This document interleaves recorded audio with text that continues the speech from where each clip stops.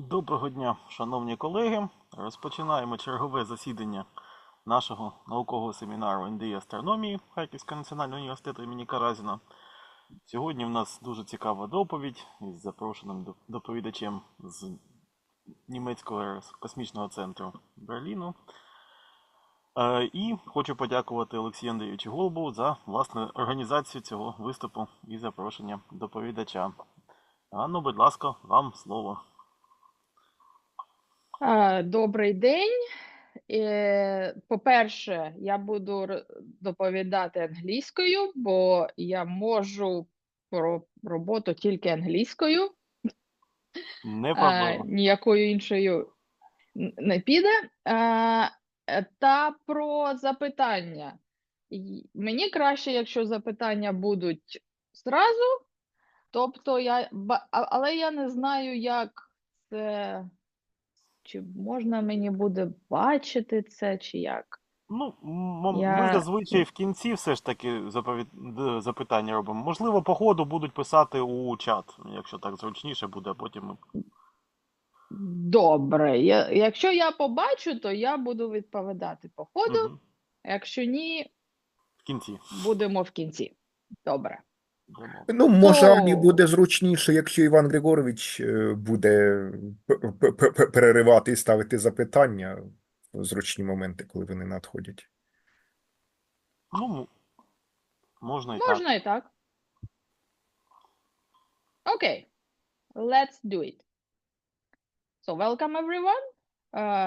Anya Portyankina, Ganna is official name. I am since 3 years almost based in Berlin. I am a head of planetary geology department in the now Institute for Space Research. It changed very recently from 1st of May. We are not anymore Planetary Science Institute, but the Space Research, because we were joined with another neighbor institute and now doing a little bit more of the hardware than we were doing before. And that's why this talk is very much targeted to what upcoming missions we are supporting from here, from Berlin, and which proposals we are writing.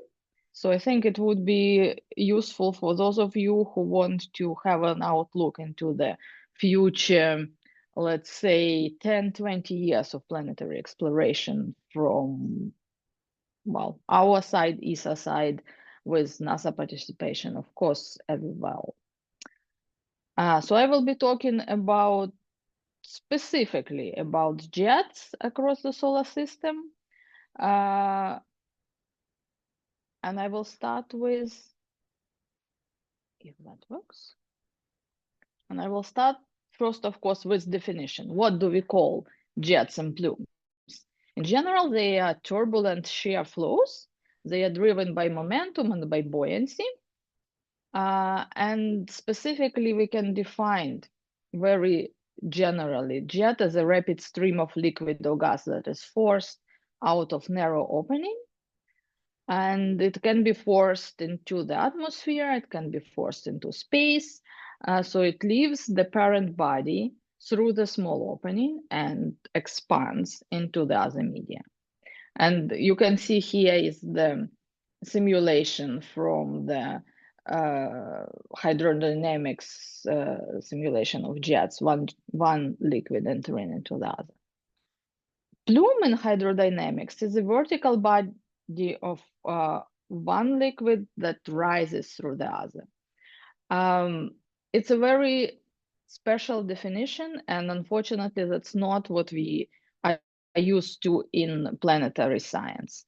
In planetary science, is a little bit more diverse, is overlapping between these two definitions, and sometimes causes confusion. So, for example, here is an example of Enceladus jets, and what the community kind of uses is a plume for showing the the merged jets together. So outer reaches of this active area is called plume, and this narrow collimated small jets are referred as jets. So this is historical, and we don't, well, it's not precise, but we use it pretty much in this way all the time. So first of all, of course, why to study them? Why to study this phenomena? Jets and plumes serve as natural indicators of dynamic processes occurring below the surface.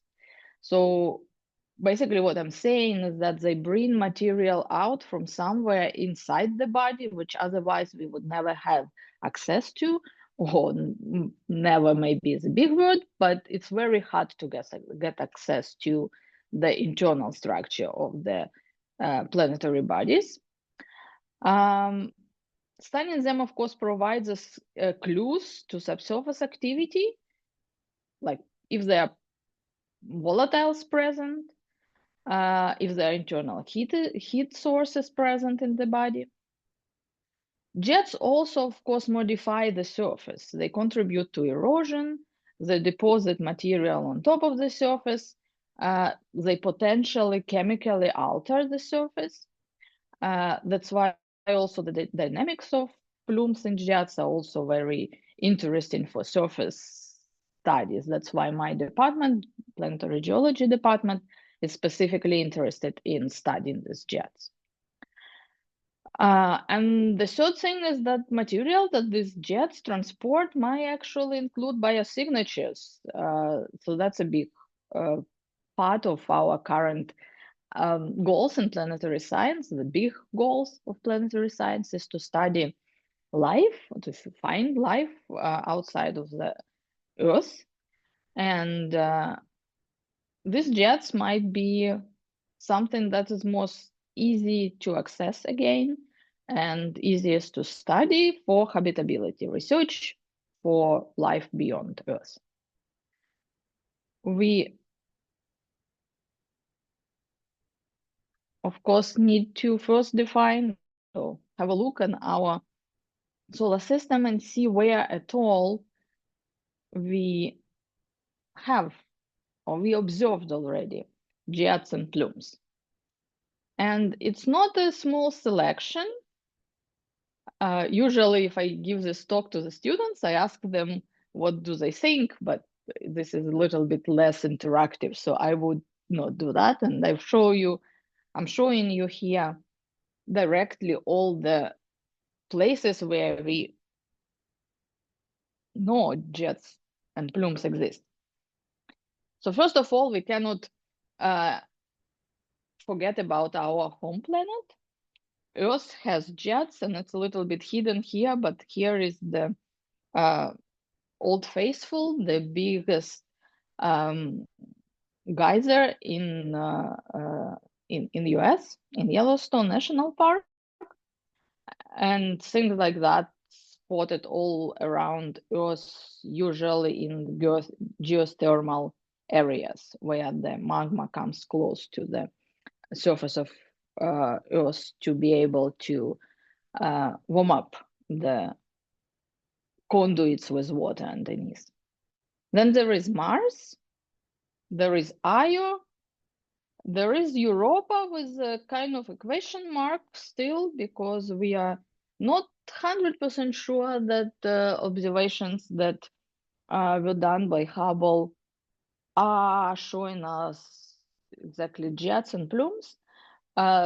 The probability is that these are very transient, very eruptive, short-lived phenomena, and probably we had, by luck, imaged them, but it is to be confirmed. There is Enceladus, which is a very active, and here is bottom right is the picture of Enceladus surface, and the background is those jets that I already showed to you. And then there is Triton with confirmed jets and plumes eruption. This beautiful picture is from Mars. And I mentioned comets here as well, because of course, jetting is a big part of comet activity. However, I'm not talking about them in this specific presentation because it's a very different, well, I don't want to say different physics, but it's a very different setup that comets bring. They are also, of course, very interesting, but they occupy like a special niche in this kind of domain. So I'll go a little bit into the history of this. The first discovered non-terrestrial plumes were on, strangely enough, it was Io, 1979, Voyager 1 imaged Galilean satellites and discovered eruptions of Io. And this is, of course, kind of amazing to think from our perspective that before Voyager, all the Galilean satellites were just dots for us. They were not even fully resolved. We knew about their existence, but not much more than that. Maybe some size estimates. And then we flying by, and this image in the lower left is the picture from Voyager, where you can very nicely see that there is a plume rising up on the limb, from the limb of the moon. Almost immediately, they were determined to be volcanoes, basically, and due to the tidal energy. I will be talking a lot about what kind of energy runs the eruptions, because that's basically one of fundamental questions about all of this activity, where the energy that supports it coming from. And this concept of tidal energy that would drive geological activity was kind of transported from Io to the other worlds, and specifically to the icy satellites, which at that time was a brand new idea. That came up first after the Voyager flight. When we next encountered such activity in the solar system was in 1989, and that was a Voyager 2 flyby of Triton. You see here the front page of New York Times from August 26, Saturday, where the Science News made actually front page of leading social media at this time. I hardly can imagine this happens nowadays. So it was amazing time, I guess, to be alive and be at the planetary scientist. So there were images taken on August 24th and on August 26th that was already in the news. And this is what we learned. We don't have any more data from Triton, apart from this one flyby and ground-based observations, which are very limited because this is the most outer planet in our solar system. So the satellite of that planet is even harder to observe, and especially such a small phenomena like these plumes. So Voyager 2 observed 2 confirmed plumes, and by that I mean that we actually see them in motion while they are erupting. It's a little bit hard to see, but have a look at this right-hand images. There are 3 consecutive images taken with several seconds apart, and it's Mahilani plume, which is on this middle shown in here. It's a very long streak. This streak is the plume itself, and you can see that this image is the lowest one, is this long streak, and you can see where it goes, like where from it erupts. Somewhere here is the opening, and it erupts, rises up in the atmosphere, about 8 kilometers high, and then being blown to the side by the local winds. The length of this plume is about 150 kilometers. And in this image, you also can make it out from the same feature, this dark feature over here. From the same feature rose up, but it's lower. So it's in a different height. It's not 100% clear why the difference can be eruption change, can be atmospheric dynamic change. We simply don't know. You also can see the same feature in the third image on top here, with almost impossible to make out the plume. So the plume is dynamically changing, and this is the proof of it. There is another plume that also has two images that also shows the changes. And this variability is estimated to run over 45 minutes. Voyager also imaged, basically in the same images, multiple fans or fan-shaped deposits. So imagine that this plume runs for a while, and the dark deposit that forms the cloud falls out downwind and create, you can see them here, this kind of triangular face-shaped deposit. Interesting that they are interpreted as deposits from previous plumes, but they are pointing to different directions compared to the active plumes that were observed. So there is something funny going on. It's either the change in maybe seasonality or maybe daily variations, so the diurnal cycle, or those fan deposits might be at all not coming from the plumes even, so the easiest explanations that they are. So for these plumes, compared to Io, there were several eruption hypotheses. The dominated one was developed right after the observations in early 19th, and it was a solar-driven. So the energy that runs these eruptions would come from sun.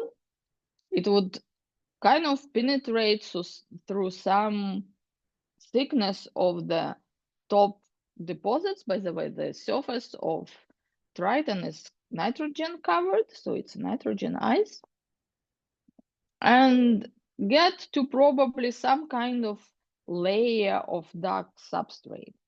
And this substrate is, for us, of unknown origin, but that's what colors the plume black in the images.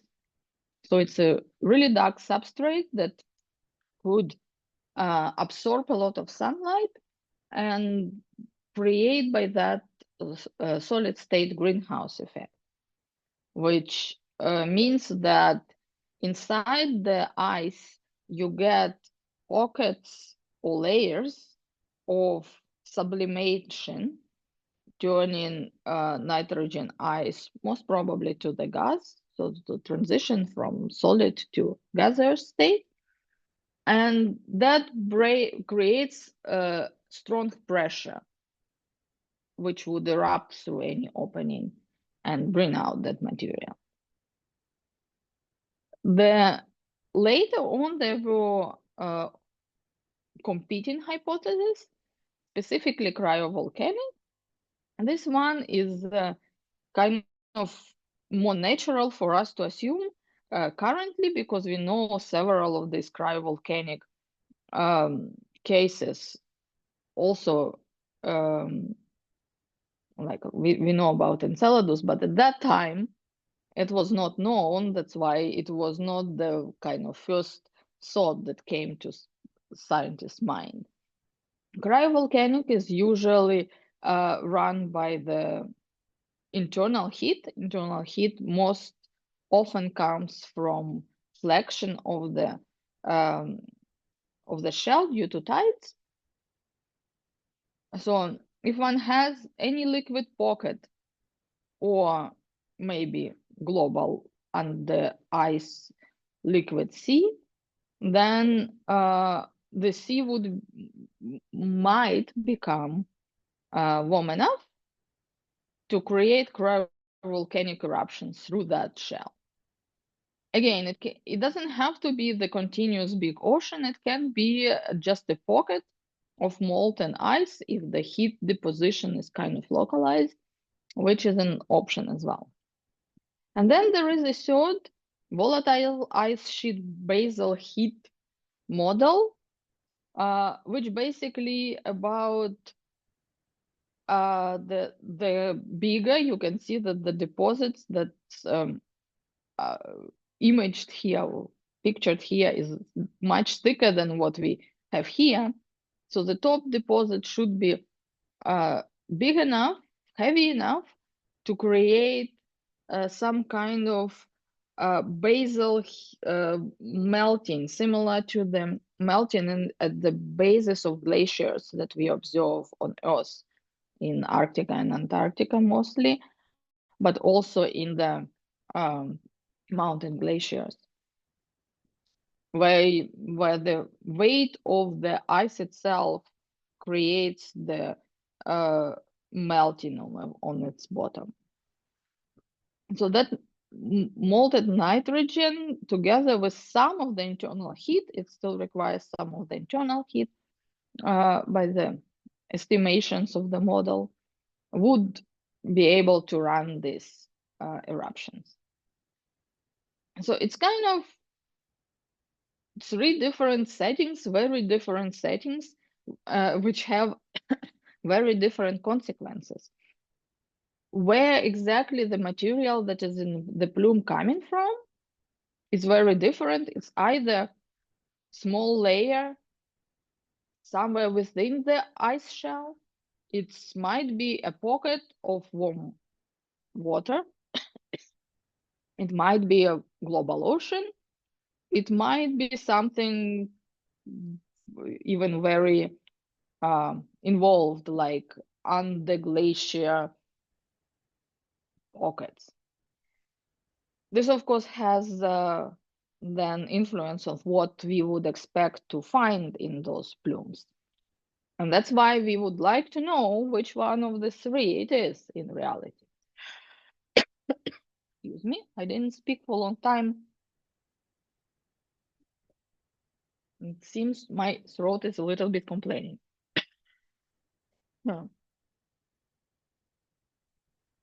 So, to figure that out, we would like to propose a low-cost mission to Triton.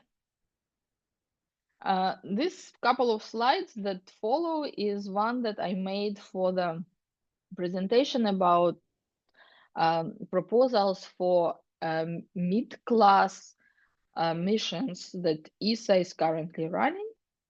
The proposal deadline was just at the end of May. We were busy writing a different mission proposal, unfortunately, but I actually wanted to do this. Yeah, so let's go through my slides just to try to show you what the idea of the mission was. So first of all, why do we want to do that mission? You can see in this diagram how busy is the inner solar system. It's with different missions that are outlined in those trajectory lines, and how empty it becomes when you go basically past Saturn. Even Saturn is already few, but Uranus, Neptune, and Pluto, they all had only one mission visiting them, and for Neptune, it was not, it's now over 36 years that there was no mission in planning even for this outer body, which is very interesting and brings us, by the way, not only Triton, but also Neptune science. Why would we like to go now? So all those plumes and fen deposits were all imaged strictly in this area. It's called kind of cantaloupe terrain or bright terrain. So it's in the southern hemisphere, and it's it's covered with very strong signal of nitrogen ice. So there is less of it. It's also present in the north, but it's less. So we imaged this part, and the whole activity was concentrated in this bright terrain. In this darker terrain here, there were no plumes, there were no fen deposits. If out of 3 of those models, the solar-driven one is the one that is really acting, then there will be a seasonality in those plume eruptions, meaning that when sun goes away, as the seasons on Triton change, sun will go to the north. Here is the yellow showing you a subsolar point during different decades, so 2050, 2060, 2072. So we believe in 2072, when Triton is turned with its northern pole towards the sun, the solar-driven jets would cease to act. Meaning that if we arrived around this time to Triton, we'll see very nicely this northern terrain, but because it lacks this cover of nitrogen ice, that probably is in some way related to the plume activity, then we will not see any of those plumes. And we will not know if actually it's true that at this time there is no plume activity, because this side will be in the dark. So there will be polar night, which last decades on Triton. So we would like to arrive there as soon as possible, but at least before 2060. That would be the time. So this window to observe the southern hemisphere basically closes in 2060, and the next opportunity, when the sun comes back, when the Neptune turns around on the orbit, will be in 2130, which definitely is beyond anybody's expiration date who is doing the current planning now. You can also see here that there is this 70-year gap that we are talking about. So yeah, 70-year polar night that will obscure the southern hemisphere and basically prevent us from doing any science. Now, how would we get there? Of course, this is the most ambitious. Well, Pluto was ambitious, but Neptune is one of most ambitious trajectories that you can find. And unfortunately, we are currently kind of in the gap of being able to use Jupiter for the gravity assist just from the dynamic positions of planet in the solar system. Sometimes Jupiter is the correct location for us to kind of swing by and gain momentum, be able to then reach the correct target of Neptune and Triton system. However, we did do analysis of trajectories to expand our opportunities beyond using Jupiter gravity assist. And these were our requirements that we would need to arrive before 2060. We only use chemical propulsion and existing lift-off vehicles so existing rockets.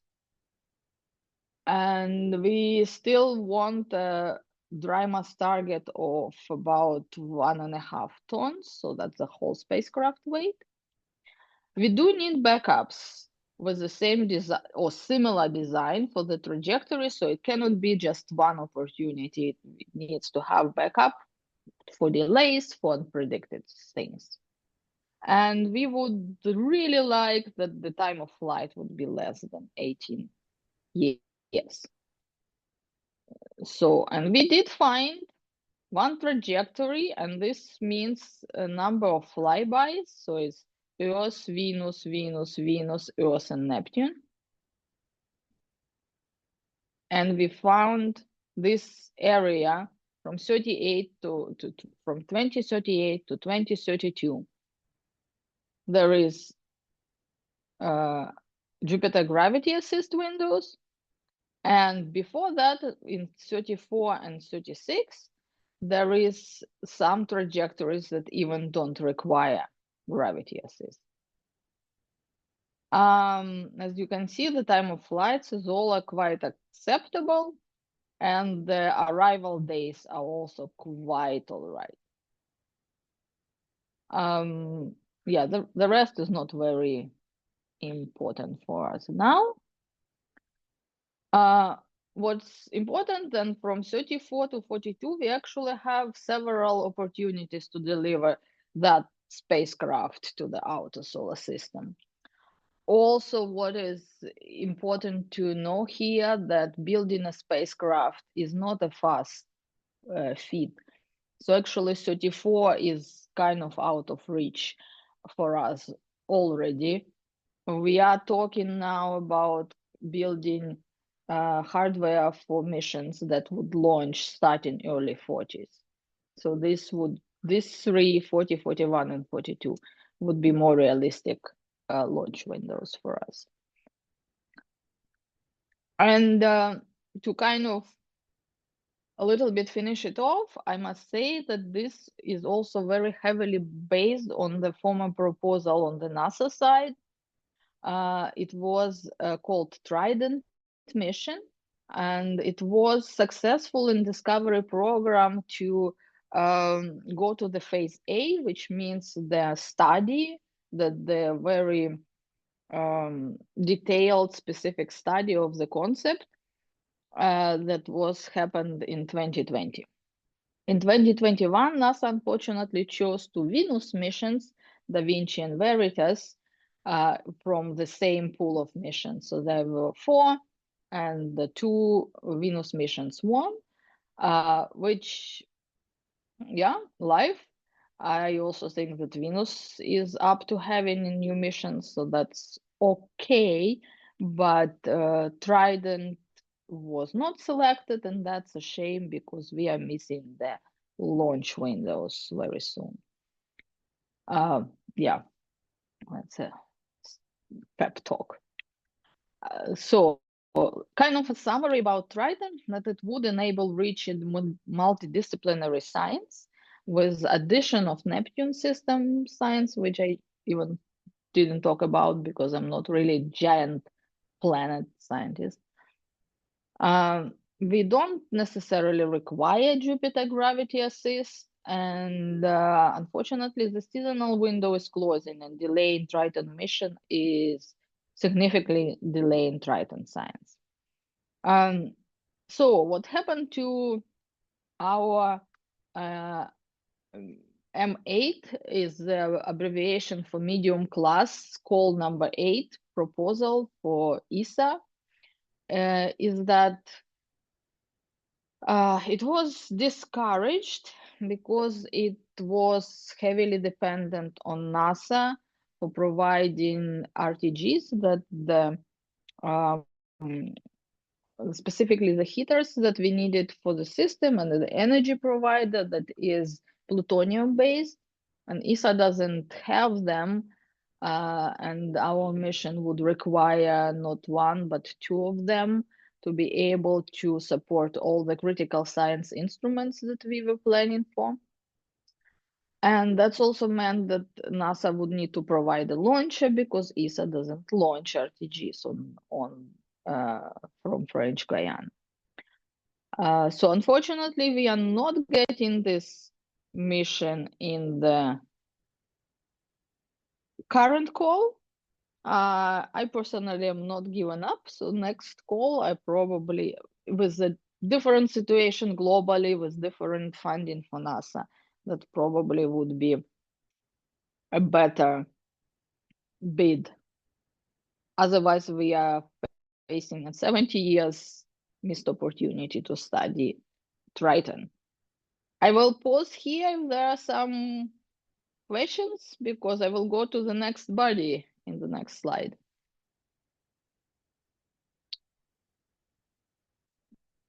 One, two, three. Okay. So come back to discovery time. Meanwhile, at Mars, we are in 1999, and the Mars Global Surveyor arrived in its final orbit. The team of camera was looking for a landing site for Mars Polar Lander, and instead it saw these guys. They noticed this fence. So these images are not from the Mars observing camera, but they very similar to what the team actually observed at that time. They immediately interpreted them as some kind of geyser-like eruptions, and was, of course, followed up by mock camera as well. But what I'm showing here on the right is a picture from high-resolution science experiment HiRISE on the newer, even so also by now very old, spacecraft Mars Reconnaissance Orbiter. So these were very soon interpreted as eruptions, kind of similar to what we saw on Triton. So to be honest, this idea of solar-driven jet eruptions was actually ported from Triton to Mars. And it's, as I say, very similar idea. There is a layer of, in this case, CO2 ice on the surface of Mars in the polar regions. And when sun gets up and penetrates to the underlying deposit, it creates that sublimation underneath ice with a high rising pressure, and it breaks through, and the geysers like this, or jet eruptions similar to geysers, occur. So again, it's solid state greenhouse effect at work. It requires transparent CO2 ice that would be visible, transparent and visible, and kind of opaque in infrared, so it would not get hit through easily.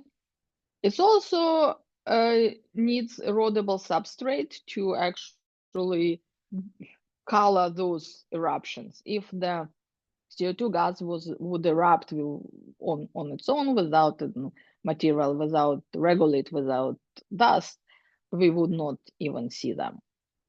And I show you here this lab picture because I want to actually show how transparent CO2 can be. You are looking through about 2 centimeters layer of deposited CO2 ice deposited in the lab from atmospheric condensation. And you can see this little, each sand grain of the copper dust that we placed underneath. So it's really very transparent material. So since then, HiRISE has monitored these jet eruptions, and now we are finishing 10th Martian year. And of course, it provides a lot of information about them. Here is an animation that shows seasonal sequence of HiRISE, and I will run it just to show you how these jets work. It starts in summer without any fans, and then you see fans appearing and changing, also in direction, but also in kind of color combination. This is artificial color composite made from 3 different high-rise color filters. They are not real color. They are also quite stretched. And you see how the surface changes. So these observations led scientists and mainly Kiefer to develop a model of CO2 jet eruption based on this solid state greenhouse effect. However, I must tell here that high-rise, working already for 10 Martian years, is an aging asset. It starts to lose the CCDs, and we are not really very optimistic for it surviving past 2030, maybe 32, but it's the camera is decaying after such a long run in space, and of course we need to proceed and do the next step. So this is a new ESA exploration program. So a small note, ESA usually runs all the science missions from its science directorate. This is exploration part of ESA, which takes care of all the manned spacecraft, but also everything that you need for preparation for that. And light ship mission concept is developed in the exploration side of ESA. It's a whole program that starts with a generic electric propulsive tug, so a spacecraft that can, with electric propulsion, travel from Earth to Mars and can deliver either a single large spacecraft or multiple small and low-cost spacecraft to Martian orbit of different types. And when it's has released its passenger, it then goes to its own operational service orbit, where it will provide communication and navigation infrastructure on Mars. And ESA's plan is to build a system of navigation and communication, so multiple spacecraft that never go into the eclipse with Mars, so we can basically transfer data constantly from Martian orbit to Earth. So it can be then supportive for the exploration part. And it will be multiple missions, and they will create a coverage and bandwidth and the services and redundancy. So also very good for all the scientific instruments that becoming more and more hungry on the data bandwidth transport. And it will also carry, of course, a scientific instruments suite, which one is still to be determined. The phase A, so the study of this mission, has already happened started, let's say, in December of last year. And the aim is to launch first of this spacecraft in 2032. This is a little sketch or diagram how the mission would work. So this exactly how I was saying, that it launches from Earth and at some point releases the passenger spacecraft. Here that passenger is called Spotlight. The Spotlight goes on its own orbit. Probably it's of space. Spotlight is for sure is on a lower orbit than the tug, which enters all own service orbit called Marconi in here. So we are proposing, of course, to build instrument for this, actually both of this spacecraft, But what I want to highlight here is the next generation high resolution imager that will be provided by joint forces between European detector and American heritage of building optics.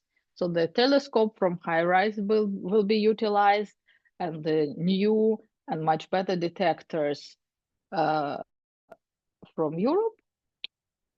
And it will give us better color coverage compared to the HiRISE. So it will be the whole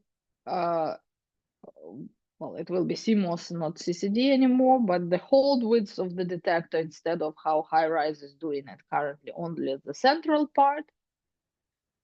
It will be better electronically equipped, which means that it can create higher resolution and better sensitivity images with the same power and mass resources.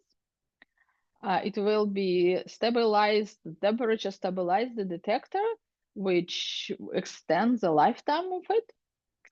And as I said, support the higher rate of data readout and processing. And among other goals, which are many, this high resolution imaging of surfaces is always highly requested. That includes the landing site reconnaissance, and it includes the monitoring of the seasonal activity on the weather situation and so on. But amongst them, it's also studying of this CO2 jets that we are personally interested in. So this is a break for the Mars, and the next one will be Saturnian system with Enceladus. Any questions about this so far?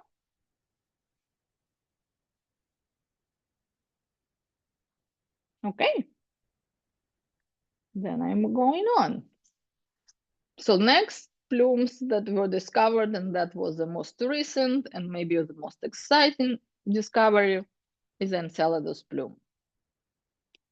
I must say that Voyager 1 could have imaged Enceladus plumes, could have probably discovered it in '89, but the scanning platform of the camera got stuck.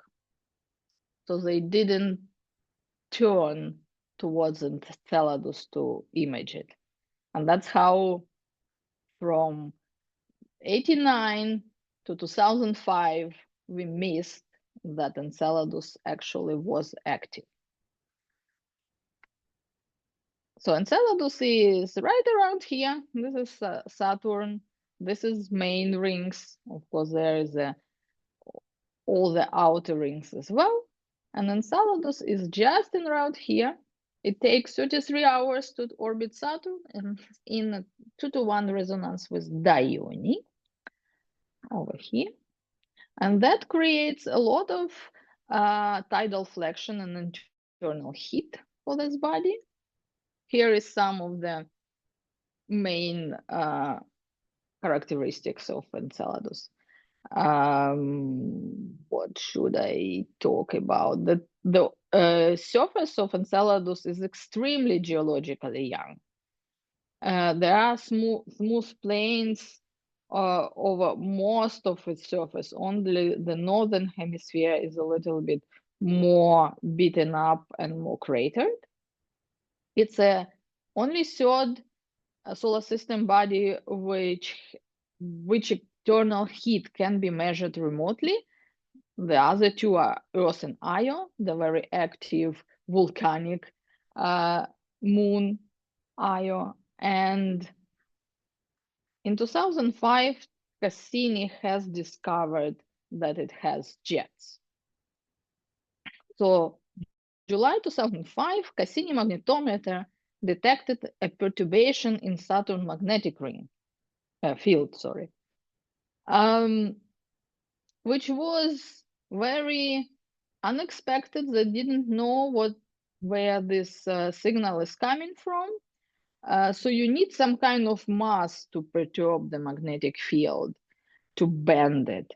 So magnetometer that cannot see much more than this perturbation the team talked to other instruments and said that we should have a look what's happening. And UV spectrometer, UVs, and particle detector, INMS, did identify water vapor as the outside of the, well, actually far outside, kilometers away from Enceladus surface. And only after that, they were detected visually, partially because to have a signal invisible, you need a specific alignment between the camera, the sun, and the jets, because they are forward scattering particles in the jets, very tiny, small, icy grains. So you need to be somewhere with a phase function bigger than 120 degrees to have enough signal to see the plume and jets invisible. In UV, it happened basically faster because they had an opportunity to do the occultation observations, so image the jet, the star passing behind the jets. So what else we knew about the jets? They fit the whole own ring. They come from so-called tiger stripes. That's fissures about 130 kilometers long across the southern pole, and vents are about 9 meters wide. And this is definitely endogenic tidal heating driven eruptions. I wanted to show you this nice image where Cassini saw how so somewhere here is Enceladus, how the material that gets out from that tiny moon, 500 kilometers only, and in space, and creates this bows and beautiful tail of particles behind it.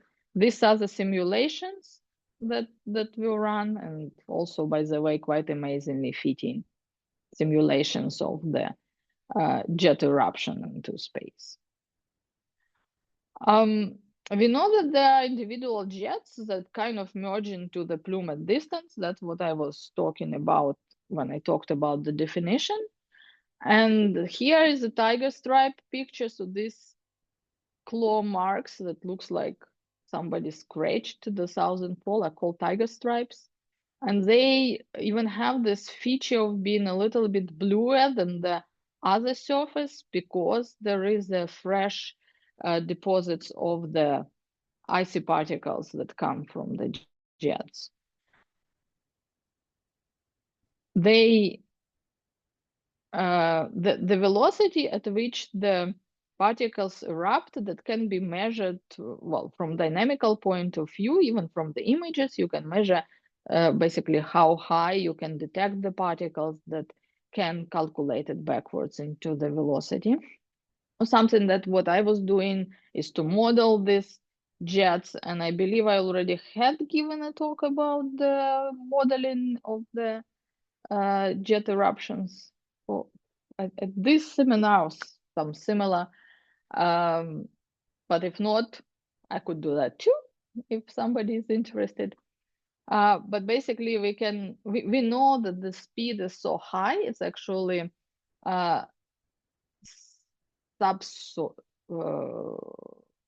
higher than speed of sound, so supersonic, and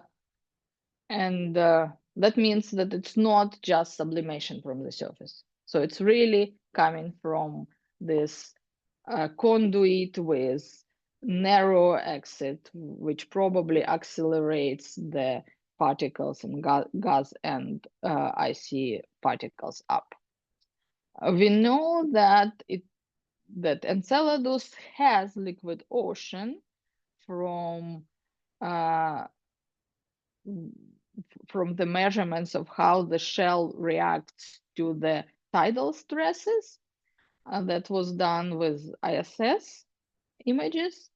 And we know jet compositions, which mostly water vapor with some carbon dioxide and carbon monoxide, and some organic materials and salt that we know from in situ measurements of two instruments, cosmic dust analyzer CDA and the particle tracer INMS. I already talked about sources of rings, and NASA thinks that this is location where we are most probable to actually detect life, and that's in their decadal survey, making Enceladus one of the top targets for the next missions. And I'm talking definitely more than 40 minutes already, so you should maybe stop me when you have to run somewhere. How many minutes are you need to the end of the talk? I will think about 5. Okay. If I don't go into much of details. Details for questions.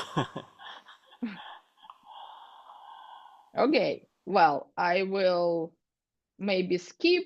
This is just a list what we know and what we still don't know, and just visually you can see that there is more things that we don't know about the jets compared to what we do.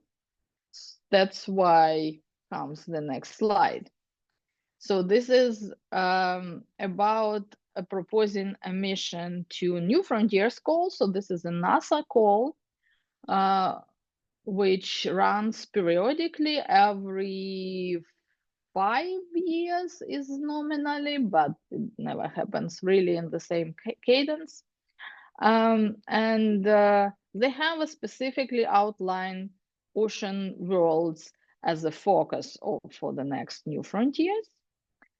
So we aiming to characterize habitability of Enceladus.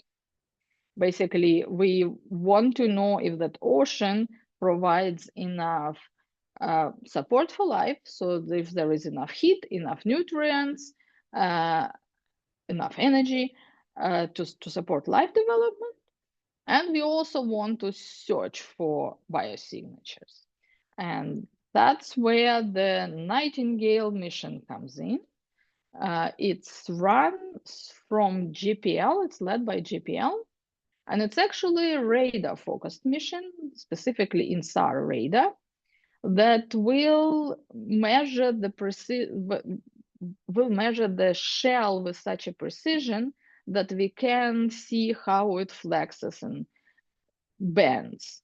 So you can see here the simulations of what we expect with this mission to be able to determine the deformations in the shell of Enceladus. So this was meant to kick on next year, which is not happening. So the hardware phase was planned for 4 years, was launched in 2031, and after 80 years of cruise, arriving to Saturnian system. We would do multiple flybys of other moons and Enceladus, and then go to the primary science phase of 2 years, orbiting Enceladus. This is in many ways first, because there was no Enceladus orbiter. Well, to be honest, there was no orbiter of any moon of giant planets yet. The first one that will go on the orbit of the moon will be JUICE by ESA, and it will go on the orbit of Ganymede. Strangely, in probably similar timeline. So it has several science objectives. They all targeted to basically study the plumes and jets and related ocean, and if we actually test the subsurface ocean or some kind of other conduit near the southern pole with those jet eruptions. So what we measured present in the jets, does it come from the subsurface ocean, the global ocean of Enceladus, or from the smaller pocket, which has way different implications to the habitability of Enceladus. And current status is that New Frontier call should have happened in 2024. It didn't. It was postponed, and maybe you know about the complete different situation with NASA finding compared to 1 year ago. So it's not clear when exactly the New Frontier call will happen, which shifts also all this activity to later and later dates, unfortunately. So as a little bit of overview, I kind of talked about mostly these three bodies, Mars, Enceladus, and Triton. And they all, in a way, they are similar, these eruptions and the jets. In a way, they all pretty different. The big question is what drives them, and then what they connected to, what kind of study possibilities we are having in this different location, what can we figure out. We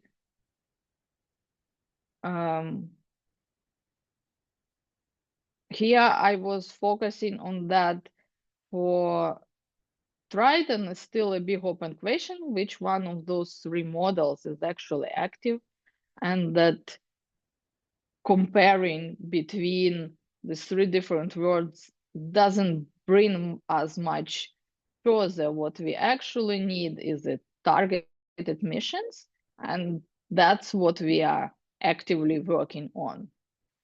And I will stop here. Thank you for the attention.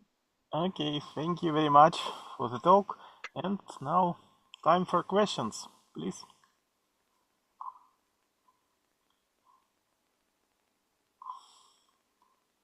I can start with my question. Which instruments are crucially needed for the understanding nature of Triton plumes or jets? Well, to be honest, any instrument that gets out there would be a big advantage. So I am I'm a camera person, so I am biased. I think specifically for Triton, the camera will bring most of valuable information. It of course has to be camera with several color options. I would say that UV filter and far infrared filter are two that I would really want to have. There are probably more options because this dark material we are thinking is probably similar to the Titan's dark material too. So there are other specific narrow bandwidth filters that would help us characterize the chemistry in the plumes. But just imaging the processes of eruptions, high resolution that what we have from Voyager, that's for me like must have, really. Because this is they are still inside the atmosphere and they are only 8 kilometers high. Well, only, it's quite high, but it's still too close for any kind of fly through or anything like that. Mm-hmm. So the remote sensing is still the way to go here. I understand. Thank you. Please, questions from audience.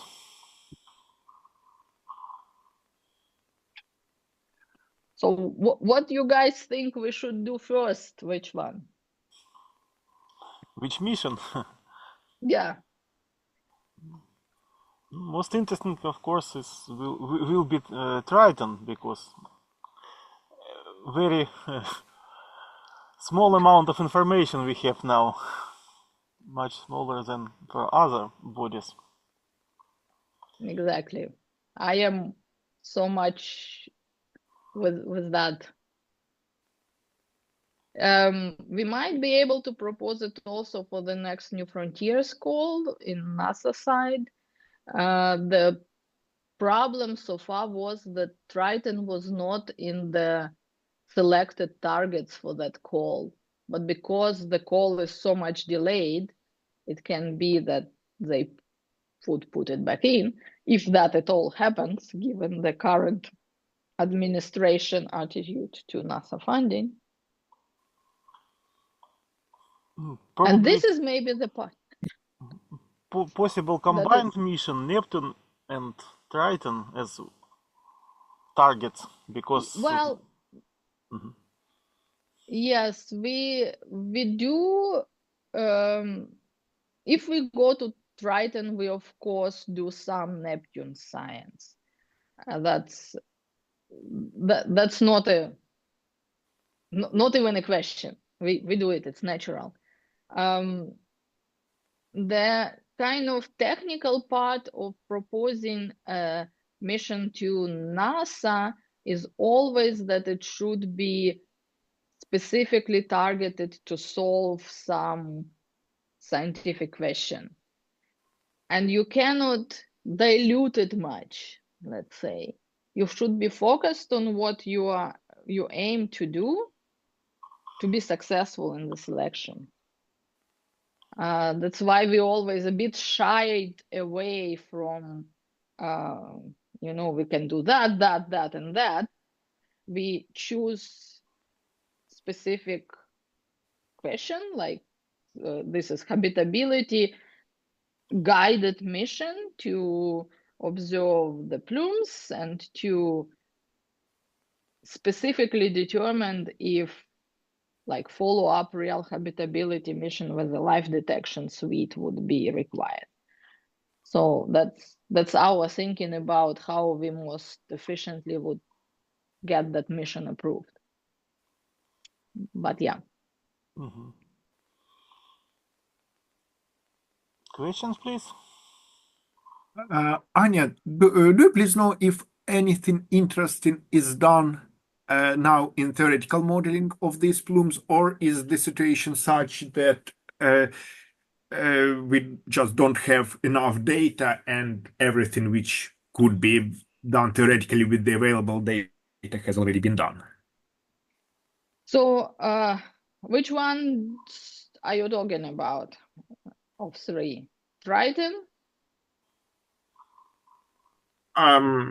Well, I assume that this problem with the lack of data is probably the most important. Yes. Is the worst for Triton, better for Enceladus, and the less severe for Mars. Exactly. So there are models for several actually models for Enceladus data that try to utilize all the available Cassini data. I would say that it's not all explored.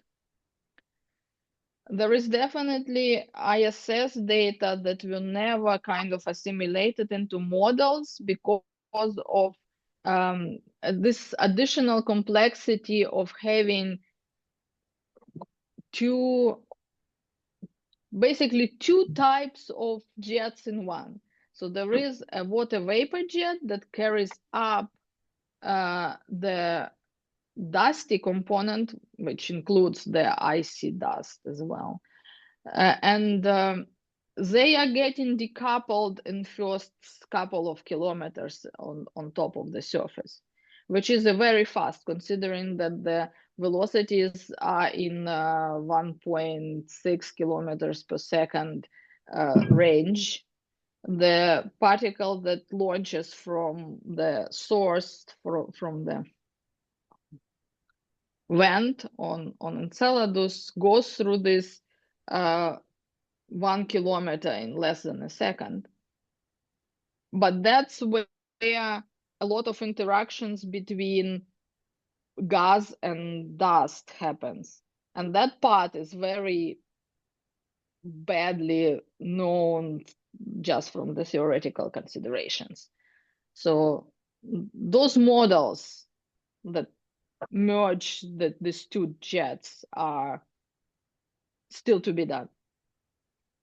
Like I have a model that basically valid above that kilometer, because I was only interested in water vapor, and that model is DSMC model, which means it cannot deal with interactions with the more dense material. So that's why I'm saying there are this part which is not really done. There are other models that consider internal structure just above the surface of Enceladus, because that's where you can use hydrodynamical codes, which is the other type of model. But this coupled one is the most hard to get, and that's not done. For Triton, you are right, there are not enough data known to really, to make model productive in some kind of, and also like what you use this data, but then what do you do with the model if you don't have any other upcoming observations? Like, it's futile effort. And for Mars, we have models. Yeah, Mars is of course most researched, and there are still a lot of unknown things. Like I think I mention it every time, and it's still true. We still to image the active jet. So to actually have a picture of erupting jet on Martian south or North Pole, polar areas, it's still to be done. We still not managed it for various reasons, but yeah, I'll not go there. More questions? Okay. Did I answer? Thank you.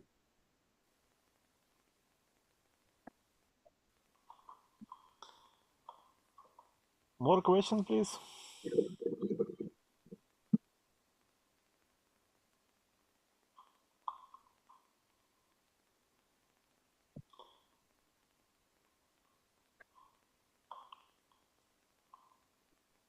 If we have no questions, one more time, thanks a lot for our speaker. You are very welcome.